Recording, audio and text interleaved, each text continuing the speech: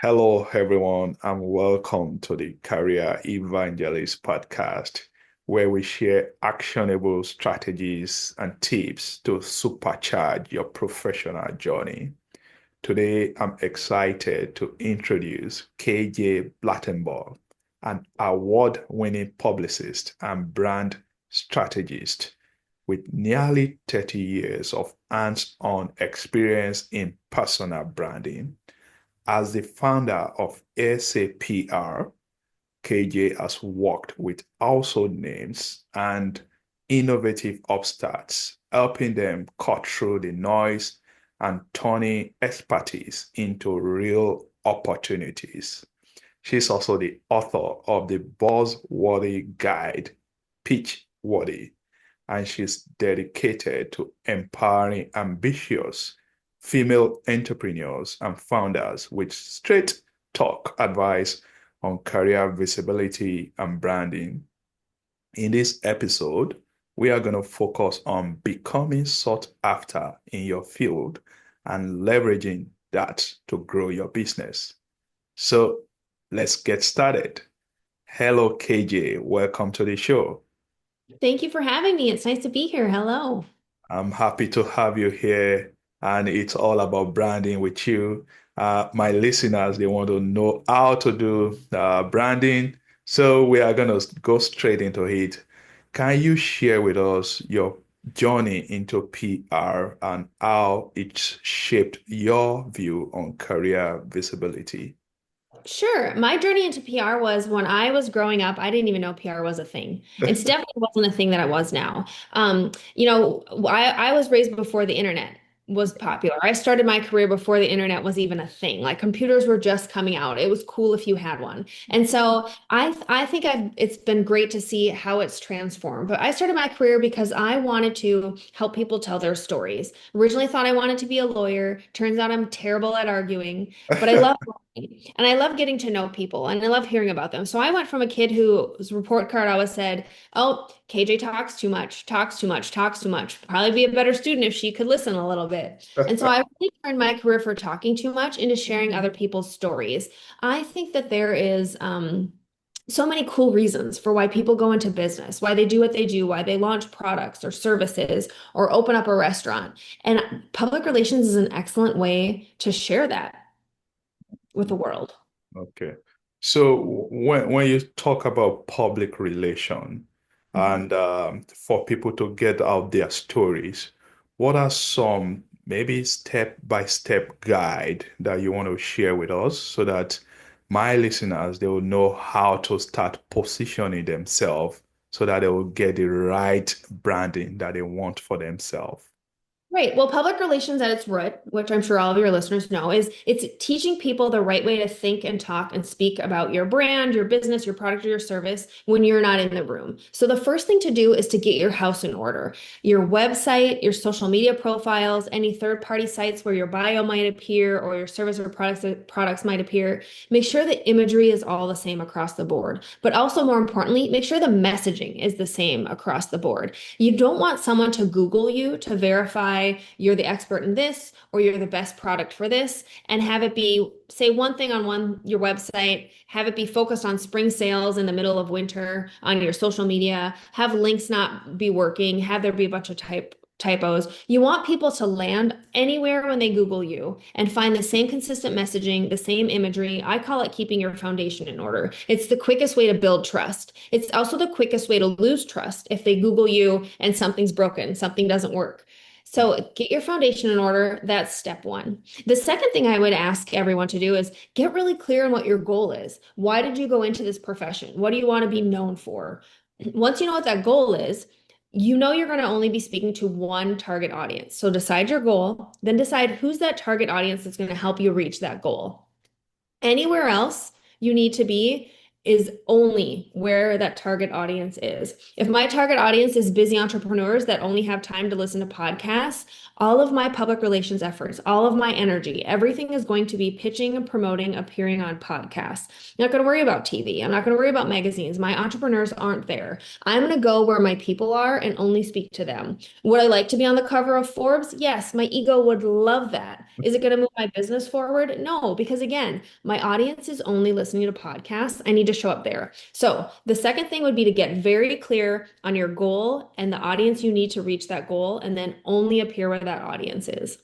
The third thing is to make a list of the top 10 or 12 questions people ask you all the time about your product or service, because that's what your customers want to know. And that is going to be database gold for content creation. Anything you post on social media, any questions you answer on your website, anything you pitch to the media will come from those 10 or 12 questions. You truly don't need more content than that, than answering those questions over and over again in language your clients can understand. Not jargon, not industry language, not fluffy words so you look really important and smart.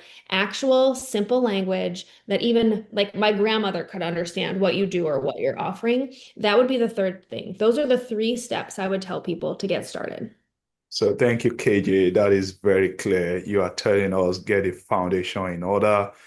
We should be clear on our goals. We should know our audience. And finally, we should know the top questions. And I'm thinking they are pain points so that we can design strategies around those. Now, when we talk about messaging, how can we create clarity in that messaging so that I'm targeting the right audience that I need to target? Yep. Well, once you know who your audience is, you need to know how to speak to them, right? And the things that really matter to your audience is who you are, what you do, and why it matters to them right this second. Outside of that, it's just fluff. It's just a really, really long novel they're never going to read. So I like to challenge my clients to, in one sentence, who you are, what do you do, who do you serve? Like, I'm a powerhouse publicist that spent nearly 30 years helping cool people and bold brands get the recognition they deserve. You know who I am, how long I've been doing it, so it builds like she's an expert. And then it tells you who I serve and why it matters right now, the recognition they deserve. That's what my people care about. They are tired of being overlooked. That's why they hire me. So you just have to find that pain point, that sticking point, that jumping off point. Why does your message and what you're offering matter right this second to your target audience? Put it in one sentence. And that's how you get very clear on your messaging. Okay, that's good. I think that's clear enough. So, you help female entrepreneurs to gain visibility. In your opinion, what are some specific challenges that you see them having that is preventing them from gaining this visibility, and how can they overcome those challenges? I think entrepreneurs in general, male or female aside, I think the biggest thing is that they think that the work's going to speak for itself. They're going to put the website together. People are just going to come to it. They're going to open a restaurant. People are just going to come to it. They're going to write a paper. They're going to have expertise, going to post a theory online. And the work is just going to be so good, everyone will find them. And that's not true. There's so much noise out there. There's so many options. I could throw a rock right now where I am in Dallas, Texas, and probably hit a publicist. You know, like there's just so many people. It's a very crowded marketplace. You have to promote what you do, what you're passionate about, what makes you different, and your why. You have to tell your story. So I think that what holds most people back is they think the work's going to speak for itself. I think the second thing would be they think that visibility is vanity. They think if they talk about their product or service, if they brag about their business, it's bragging or boasting. It's a bad thing. And they dim their light, they keep themselves small, and they don't talk about what they do. When the truth of the matter is, you created a product or service because you saw a need in the marketplace, or maybe your loved one needed something. For you to hold that in and not brag about that, to talk about it, promote what you're doing in the world, you're keeping that service from other people like your loved one or like yourself that might need it. And that's just selfish. Visibility is a leadership skill. It is not vanity. You have to promote what you have, or you're going to stay the best kept secret. So I think that those are 2 things that hold people back. I think the third thing that holds people back is vulnerability and just insecurity. We are so worried about being judged by others. And I mean, rightfully so. Social media will come at people faster than like a car accident, right? So it's important to remind yourself what every therapist is going to tell you. It's none of your business what anyone thinks about you. You're out there to provide a service. You're out there to offer a product that helps make people's lives better. Talk to your people. Share what you're excited about. Share how it can change their lives. Share how it addresses their pain points. All the other stuff is just going to fall away. It doesn't matter. The trolls and the haters, those are just fan theories spun a different way. Like every interaction is interaction, it's engagement, especially on social media. You don't have to respond to the negative ones, but don't shy back from putting yourself out there because you're worried about what anyone else thinks. You created what you created for a reason. You have to share that with the world. It's a leadership skill. All right, that's so good. So I like what you said about bragging, and I want to expand it a little bit. I know we are talking about entrepreneurs, but I want to expand it and to touch my 9 to 5 employees out there when it comes to bragging so that they can get that visibility and earn promotion. What do you tell them? I tell them the same thing. I have a lot of clients actually that don't have external facing products or services. They are on their way climbing the corporate ladder and they either want to get to the C-suite or in their C-suite and they want to go higher. We work on promoting them internally, keeping track of your wins, keeping track of the things you've achieved, keeping a running folder list of here's how I made this, here's how I benefited this, here's how I did all those things. That's not bragging. That's arming yourself for your review. We all have our reviews, whether they're quarterly or whether they're once a year, right? You're Yeah, just positioning yourself like, here's all the things I can achieve. Here's the things I've helped you. What if we looked at it this way? Or, it's if you're in a 9 to 5, I would look at it as you're not pitching the media, you're pitching your bosses and your bosses' bosses. Here's what I see. Here's what the people are talking about in the marketplace. And you're creating that messaging for yourself. Here's what I do in this department for this reason. And here's why it matters right now to our customers. Or I found this, our customers are talking about this online. I found this solution. Look how helpful I am, boss, who I just gave this solution to that's going to make our company millions of dollars. It's positioning yourself and making sure that your boss, your boss's boss, all the other people in the executive suite of your company know, hey, here is exactly what this person can do. Here's their skill set. They're a forward thinker. And you have to speak up because corporate America, working for other people, wherever you're at, if you aren't pointing out the benefits you're making the company, no one else in that company is going to do it for you. In fact, your peers are going to use it to their advantage to talk themselves up because they know you're not going to speak up for yourself. And you don't want to get passed over for Jim for that promotion for the 5th time. Like nobody wants that. that's right. Thank you for sharing that, KJ. Now, you rightly mentioned that most of the time we are in this crowded space, whether as an entrepreneur or even for 9 to 5 employees. The question now is, how can we stand out and become sought after, even in this crowded space that we are talking about? Well, you have to put your stake in the ground. You have to let your target audience know exactly who you are, why you serve them, how you can serve them, and why it matters to them right now. I know we've talked about this a lot, and I know there's a lot of repetition to it, but it's true. Think about how many. I love tacos. There are a million taco places out there, right? I've Right. probably tried them all. I have some taco places that are a favorite, but none of those taco places are going out of style or out of business because there are way too many taco places. No one's ever complained that, oh my God, there's so many taco places. No, it's like, yes, there's a taco place right on this corner. We can go to it. Oh, we missed that turn. We can go to the taco place on that next corner. You want to build a loyal following so people will pass all the corners to go to your taco place by showing them why you address exactly what their need is. Maybe I like extra hot sauce in my tacos, and maybe the taco place that I'm going to drive 20 miles for has the world's best hot sauce. I wouldn't know that unless I found it by accident, but I do know that if the taco place with the extra spicy hot sauce is always talking about how hot their hot sauce is on every single platform all the time, doing interviews about it, posting out to community boards and that sort of nature. You need to be the person that lets people know where you are. That's how you stand out above the noise, above the messy, crowded marketplace. And it's not just saying things to say things, it's These are the pain points of your customer. This is specifically how you address them in a language that speaks to your customer. Use it not as an AI robotic standpoint, but as a human aspect. Talk to them in a language they understand. You don't have to be traumatic or tug at their heartstrings, but strike some sort of emotion. Tax season's coming up. If you're an accountant, all people want is relief. Like they just want to know their taxes are done correctly and that if they can hand it off to an expert and then they never have to think about it again, Mhm. play into emotions like that and you'll stand out in the marketplace, no problem. That's so good. I love tacos too, by the way. So, I want to hear some real life examples of maybe people or businesses that you have helped, maybe a client that you help in a way that now help them to grow their business uh, in some ways. So, can you share that with us?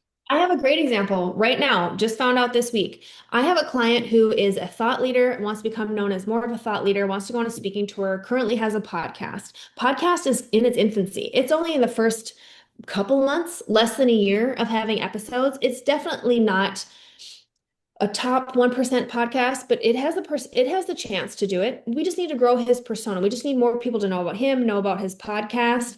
One of the things most people have with podcasts, they want to monetize it. Well, this wonderful gentleman, he's already landed a $50,000 podcast sponsorship, which if Oh, you know anything about podcast sponsorships, very few and far between. Sometimes they're just trading for services. That's a big deal in podcasting. And he got that sponsorship because he's visible. He's putting himself out there. We're establishing him as a thought leader, and we're showing these vendors, hey, this is a person that's going somewhere. You want to be sponsoring them now before they blow up, and it's too late for you to get your foot in the door. That's one example. I have an interior design client. She was not based on the East or West Coast in the US, so not really in the design world, not very Hollywood, not where fashion is fashion forward. She's kind of in the Midwest, so like a flyover state, places you just fly over and not think about.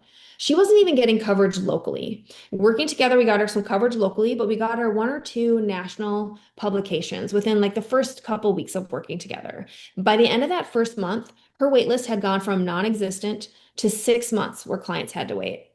wow. From there, she was able to double her rates. Then the wait list went to 12 months. Now it's at a 2-year wait list. She's added 4 designers and she's probably charging 6 times what she was originally charging, and people are still lining up. And that's the power of having, it's one thing if your publicist says you're great. It's one thing if you say you're great. But if reputable media outlets say you're the expert or you're the next hottest thing in this, or everyone has to try your product, people listen to those borrowed lanes. They listen to those third-party seal of approvals, and that's why you want to be there. Plus, when you're using those borrowed lanes, the media, local TV, local newspapers, podcasts, it's free to appear on them. You're not wasting advertising dollars. You're not throwing tons of money at Meta hoping someone helps make you go viral. You're not spending on digital ads or clicks or any of that. Public relations is literally sending an email, picking up the phone, interacting with people on a human basis and telling them, here's who I am, here's what I do, here's why it matters right now for your audience. Let's get together and educate them. Uh, so good. I like that. And I appreciate your passion, KJ. Now we've been talking about how to build a brand. And there are cases when people may be dealing with negative publicity. Now, I want to hear from you. How can someone recover from this negative PR setback so that they can, grow their business or get their promotion, as the case may be? Well, I think first of all, it's taking a step back, right? I think when anyone comes at us in a negative fashion, it's human nature to get defensive and be like, no, you're wrong, or no, and argue. But there's an old saying that says when you argue with someone, especially online, when you argue with an idiot, especially online, then it's just two Yeah. idiots, right? Because then you become an idiot going back and forth with this person. I am from a very small town, and I learned very early on that people are going to talk about you no matter what. You want to have the people around you that want to be around you. You want to repel the people that are never going to benefit from being around you, right? The people who are never going to buy your services are never going to support you. You want to repel those people. The sign that you have someone negatively coming into your space, a hater, if you will, on social media, shows that you're striking a nerve. You're speaking to the right people, but also that you're getting somewhere with your messaging. People are picking up on it. So first of all, if someone you have negative something, you should pat yourself on the back. You're doing something right. You're getting attention, you're getting noticed. It might not be for the reason you want, but you're starting to get noticed. And you don't get noticed negatively until you've been first noticed positively. So pat yourself on the back. You've done something. You're visible. That's fantastic. The second thing is to look at it from someone else's point of view. And if you can't look at it from someone else's point of view, it's to ask a trusted friend and be like, is this something I really need to worry about? Is this something that even needs to be addressing? I don't punch down. When someone has little comments about anything about me on social media, they have their snide remarks, they want me to go eat a cheeseburger, who knows what it is? I don't respond to those people. I don't even bother to delete it. A comment on social media is engagement, whether it's good or bad. I don't have to respond to it. I don't have to keep it there if it really is bothering me, but they've engaged. Meta's recorded that engagement. You can delete it if you want to. You don't have to respond to them. I don't respond to them unless it is something that's going to damage your business. And then at that point, you might want to think about getting lawyers involved. You don't need to go back and forth if you can send a cease and desist. Or if it's something they've said that's worse, a lawyer can just go right after them, right? That's the power of being in business. You don't have to put up with people's shenanigans. If it's just a commentary of fluff from a keyboard warrior in their mom's basement, go on your day. If it's a negative, like if you're a restaurant, it's a negative Yelp review, I would respond on there and maybe correct the situation, be like, hey, this is actually what happened. We tried to talk to you. Sorry it didn't work out. I don't even know if I'd waste the time to do it. You can't really argue with an idiot. Or if it's someone that had a horrible experience and they're ranting for pages, reach out in the Yelp review and say, I'm sorry you've had an unpleasant experience. Please reach me here so that we can try and make it right. There's two sides to every story. If someone's going to go put a negative review out there or go celebrate their negativity, there's probably more to the story that has nothing to do with you. And so, again, my first rule of advice is cool, got people's attention. Second thing, is this worth a response? Does this really matter? And so if it's not going to matter 5 minutes from now, it's not worth 5 seconds of my time worrying about it. Absolutely. So you have a book, Pitch Worthy. So what are some key lessons that you want to share with my listeners about how to craft pitches that get results? Well, I do. I have a book. Thank you for mentioning it. We've talked a lot about some of the things that appear in the book already. I think a pitch that's going to get a result for you. It's going to, again, cover who you are, what you do, and why you matter to the reporter's audience right this second. And it's going to be brief. 5 sentences max, not paragraphs, not your whole bio, not the huge job description, not the product description, not all the specs of things. Who you are, what you do, why it matters right this second to their audience. And then you're going to send it to them. Just email it to an editor, email it to a reporter, email it to your contact. You're going to wait 5 to 7 days. If they haven't responded, I forward it on. I change the FW into follow up in the subject line, and then I have one sentence. Hello, whatever their name is. Following up on below, here's one more fact why I think it would apply to your audience right now and you should cover it. Let's get connected to make it happen. Easy. If I don't hear back from them in another 3 to 7 days, I'm going to follow up a third time. Same thing, new fact, same angle. If I don't hear from them after that third time, which is very rare, you're not going to hear from them at the third time. They're maybe going to tell you no. They're going to maybe tell you the angle doesn't work right now. They're going to maybe redirect you to a peer who could cover it, something like that. If you hear absolutely nothing, cricket silence, then that tells me all of those things. Maybe I had the wrong person. Maybe I had the wrong angle. Maybe it's not the right timing. I take a beat, maybe a week. I think of a different angle. I do the whole thing over again. And that's how you get pitches. That's how you get media. So good. So KJ, what's your advice for building a community around your expertise in order to sustain long-term growth? Because at the end of the day, that's what we want to do. So how can we create community around our idea? I think if you're excited about what you do and you share it with people and you come from a place of service, like, hey, here's what I make, here's what I do, here's how I can help you, you're going to find the people. You're going to build the community. They're going to show up. They're going to want to support you. Well, most importantly, they're going to want you to fix whatever their pain point is, and then they're going to be loyal. If you come from a place of service and you very clearly communicate how you can help others, the right others are going to find you, and they're going to stay and stay and stay. Very good. Now, finally, as we are wrapping it, KJ, we have come to what I call our rapid fire questions. Okay. So, KJ, what's your number one quick tip for nailing a media pitch? You have to know why you're serving the editor's audience. There's no point of even pitching if it doesn't matter to the editor and their audience. Your favorite book on branding or career growth? Right now, there's a book out there called The World Needs Your Art by Amy McNee. And I think no matter what you do, you need to read that. It's wonderful motivation and inspiration. Your best PR win so far? My best PR win so far. Um, I've had so many good ones this week alone. I think my best PR win this far, one of my clients is up for her very first design award, an interior designer, and I truly hope she wins. And just having her be mentioned among the crowd she's mentioned in is going to be life-changing for her. That's my PR win of the week. Good. What's one habit that you think has helped you to with your own career visibility? One time someone told me I could be anything I wanted to be, and I took that to heart. And so anytime I set a goal, I know that I'm going to achieve it because one time someone told me I can be anything I wanted to be. So my habit is delusion and audacity. I think great personality trait someone should have. I like audacity. So if you could give yourself, your younger self, one piece of PR advice, what would it be? Don't dim your light for anyone. You have an amazing story, you have amazing skills, and you're going to help a ton of people. But you can't do that if you stay hidden and you don't share your message or your gift with other people. Do not dim your light for others. Do not dim your light for others. KJ, where can my listeners find you so that they can continue to enjoy this PR conversation with you?